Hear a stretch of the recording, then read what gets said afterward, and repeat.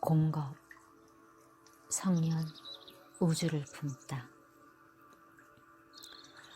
어릴 적 숙세의 인연으로 한의학의 조예가 깊은 도인을 만나 많은 가르침을 받았다. 그분은 참으로 인자하시고 나를 마치 친자식처럼 보살펴 주시면서 많은 것들을 가르쳐 주셨다. 내 나이 10살쯤부터 사시사철 이산저산 다니며 천지조화와 자연의 위대함을 배우기 시작해 심산유곡에 들어가 약초 캐고 산 열매 따는 그야말로 모루랑 달에 따먹고 상감이랑 산수화과도 따먹으면서 자연의 이치와 음양오행, 하늘의 순리들을 옛 이야기처럼 들으면서 식견을 넓히는 동시에 바위가 있는 곳이라면 산 정상에 올라 항상 가부좌를 틀고 앉아 그 어른께 기수련법을 배웠다. 그때의 기억 중 가장 생생한 것이 하늘의 명기는 반드시 산으로부터 내려온다는 말씀과 우주 모든 기의 결정체가 바로 바위이다 라는 말씀이다. 어린 내게는 참으로 신선한 충격이었기에 마치 신선이 된 듯한 환희심을 내면서 기수련하기 시작한 기연이 있다. 그 후 시간이 날 때마다 이 산 저 산의 바위를 찾아 길을 수련했으며 산에 가지 못할 때는 방 한쪽 벽에 점 하나 찍어 놓고 앉아서 점을 보며 어찌하면 이 벽을 통과할 수 있을까 하고 궁리했다.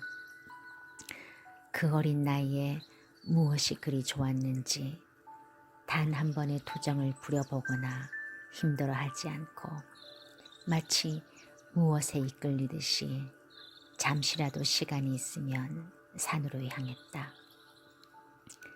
산정상에 올라 세상을 내려다보노라면 하늘의 맑은 구름과 신선한 바람, 저 멀리 잘 경작된 들판의 누런 곡식까지 어느 것 하나 나를 풍요롭지 않게 하는 것이 없었다.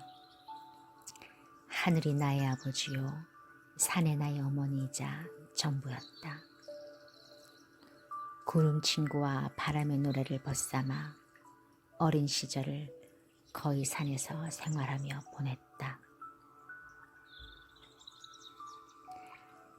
세상 물정 모르고 아름답던 시절도 흘러 세상 살아가는데 많은 것들이 필요하다는 것을 알 때쯤 현실의 삶은 내게 너무 가혹하게 다가왔다.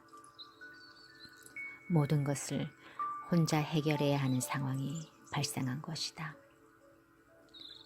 부친의 때 아닌 죽음을 맞으며 현실 속으로 내동댕이 쳐졌고 내게는 익숙지 않은 큰 누더기를 걸친 듯 그렇게 삶을 지고 살았다. 그 각박한 삶 속에서도 결코 공부와 성공에 대한 열망을 놓지 않았다. 하지만 인생은 그리 호락호락한 것이 아니었다. 혼자만의 고독한 시간을 견디기 위해 할 수 있는 것은 책을 읽는 것과 운동하는 것이 전부였다. 도대체 운명은 왜 나를 쉬이 받아들이지 않아 이렇게 삶이 힘들까? 다른 집 아이들은 훌륭한 부모 밑에서 하고 싶은 거 다 하면서 사는데 나는 무슨 이유로 이렇게 힘든 환경에서 태어나 고아 아닌 고아로 살아야 하는가? 이런 생각이 나의 온몸과 마음을 지배하고 있었다. 삶이 너무 힘들어 어느 날부터인가 마음속 깊은 곳에서 나는 누구인가? 왜 나는 이런 부모 밑에서 태어났으며 지금의 형제들과 가족이 되었을까? 라는 생각이 고개를 들기 시작했다. 이런 생각은 꼬리에 꼬리를 물더니 마침내 영혼까지 잠식해서 일상생활이 힘들 정도가 되었다. 내가 비록 신앙은 없었지만 여기저기서 주워들은 풍월은 있어서 하느님인지 부처님인지 있는지 없는지는 잘 모르겠지만 혹시 있다면 노력하는 만큼이라도 이룰 수 있게 해달라고 빌기 시작했다. 그러나 아무리 빌어도 그분들은 나에겐 가혹하리만 묵부답이었고 나는 힘겨운 삶에 더욱 지쳐갔다. 그래서 다시 생각을 해보았다. 다른 이들은 하느님, 부처님 하면서 잘만 부르던데 왜 내게는 아무런 변화가 없는지 깊이 생각해보니 그동안 그분들을 너무 건방지게 불렀다는 생각이 들었다. 그래서 다시 내용을 바꾸어 빌기 시작했다. 하느님인지 부처님인지 계신지 안 계신지는 잘 모르겠지만 혹시 계시다면 제가 잘못해도 좀 잘되게 해주십시오. 그럼에도 불구하고 삶의 고통은 나를 놓아주지 않았다. 삶의 고통이 나를 짓누를 때마다 신앙의 신자도 모르면서 무작정 그분들의 이름을 불러댈 수밖에 없었다. 오직 한 가지 생각이 몇 년째 내 모든 사고를 점령하고 있었다. 그것은 두 번 다시 삶의 고통에 얽매이지 않기 위해 순간순간 진실되게 노력해서 반드시 성공한다는 것이었다. 비록 성공한다는 보장도 없고 또 성공하기 위해서 수많은 역경을 겪을 것이 뻔하지만 언젠가는 반드시 성공하고 싶다는 욕심만은 결코 버리고 싶지 않았다. 언제부터인가 힘든 날만 되면 나는 누구인가 라고 생각하는 버릇이 생겼다. 기쁜 날은 거의 없었지만 해만 바라보아도 행복해지고 비만 내리면 세상 모든 더러운 것들이 씻겨 청아한 세상이 아름답게 보일수록 자아에 대한 궁금증은 더욱 증폭되어 갔다. 어느 날 덜덜거리는 승용차를 몰고 이동하고 있었다. 에어컨도 작동되지 않는 차 안은 찜질방이나 다름없었다. 자동차 서너 대만 지나면 바뀌는 짧은 신호를 기다리면서 창을 열고 잠시 더운 바람을 쐬고는 다시 손으로 핸들을 돌려 창문을 닫았다. 에어컨 없는 자동차라는 걸 티내기 싫어 땀에 절어도 자존심이 허락하지 않아 빈틈 하나 없이 맞고 다녔다.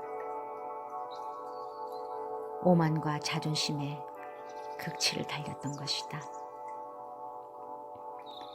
세상에서 가장 하찮고 보잘것없으며 마음 놓고 갈 곳조차 없는 처지였음에도 쓸데없는 자존심만 세우며 어리석은 무지의 삶을 살고 있었다. 자존심은 도구이지 무기가 아닌데 말이다. 그때였다. 적색 신호에 걸려 차가 정차하는 순간 뭔가 쾅 하는 파열음이 들리고 시야에서 갑자기 모든 천지만물이 사라지더니 이내 맑디 맑은 우주가 시야에 확 들어오는 것이었다. 처음에는 차량 사고인 줄 알았다. 그런데 그게 아니었다. 신호가 바뀌는 사이에 셀 수 없이 많은 별들이 눈앞을 지나가고 한 번도 보지 못했던 어마어마한 광경을 목격하게 되자 내가 우주 공간에 있다는 것을 알았다. 이게 무슨 일이고 도대체 이게 뭐고? 한순간 허공 속에서 본래의 자신은 자신이 아니라는 것을 깨닫게 되었다. 그때 또 이것은 뭔가 하고 생각하는 순간 자신이 누구인지 설명할 수 있을 정도로 모든 것이 반듯하게 정리되는 것이었다. 바로 그때 내가 누구인지 명확히 알았다. 무어라 형연할 수 없는 희열을 느끼면서도 순간 그러면 저기 눈에 잘 보이지도 않는 저 몸은 또 뭐고? 하자마자 곧바로 생각과 말로는 도저히 설명할 수 없는 빛이 몸을 비추는 동시에 몸속을 들여다보니 삼천대천세계의 우주법계가 몸속에 고스란히 들어있는 것이 보였다. 그래서 다시 세포 하나하나 속으로 들어가 보니 그 안에는 또다시 삼천대천세계가 모두 들어있는 것을 보았다. 너무나 충격적이고 경이로워서 어찌할 줄을 모르고 있었다. 그동안 생각해왔던 수많은 의문들과 나의 존재에 대한 명확한 답인 것 같아서 소스라치게 놀랐다. 하지만 그때까지만 해도 짐작만 할 뿐 아직은 뭐가 뭔지 명확치 않았다. 과거와 현재와 미래가 따라오고 그냥 이와 같았다. 그것은 내게는 가장 큰 불행이었다. 종교나 신앙적으로 어떠한 인연도 없던 나였기에 당황스러울 수밖에 없었고 내가 누군지를 알았으나 무엇을 어떻게 해야 할지 몰라 몇 년을 꼬박 눈물로 보내야만 했다. 내게는 참 스승이나 신앙이 없었기 때문이다. 갑자기 여기저기서 울리는 요란한 경적 소리에 깜짝 놀라 주위를 살펴보니 다행히 차량 사고는 아니었다. 그 사건이 있은 이후부터는 왜 그렇게 눈물이 나던지 떨어지는 나뭇잎만 보아도 눈물이 나고 바람이 불어도 눈물이 나고 아름다운 것을 보나 안 좋은 일을 들으나 눈물은 계속 비오듯이 흘렀다. 이 몸뚱이는 나와 같지 않게 밥을 먹어야 하고 일도 해야 하고 잠도 자야 하니 도대체 이 몸을 어떻게 해야 하나 하고 생각하니 눈물이 멈추지 않았다. 내가 누구인지는 알겠는데 이 몸뚱이를 어떻게 해야 하는 줄을 몰랐기 때문이었고 이런 일련의 일들을 가르쳐 줄 수 있는 사람이 아무도 없었기 때문에 너무도 답답했다.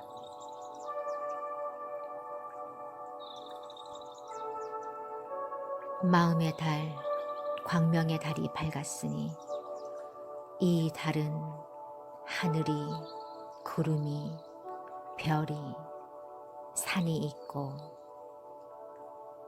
바람이 불고 강물이 흐르고 하는 아름다운 풍경에서의 달이 아니다.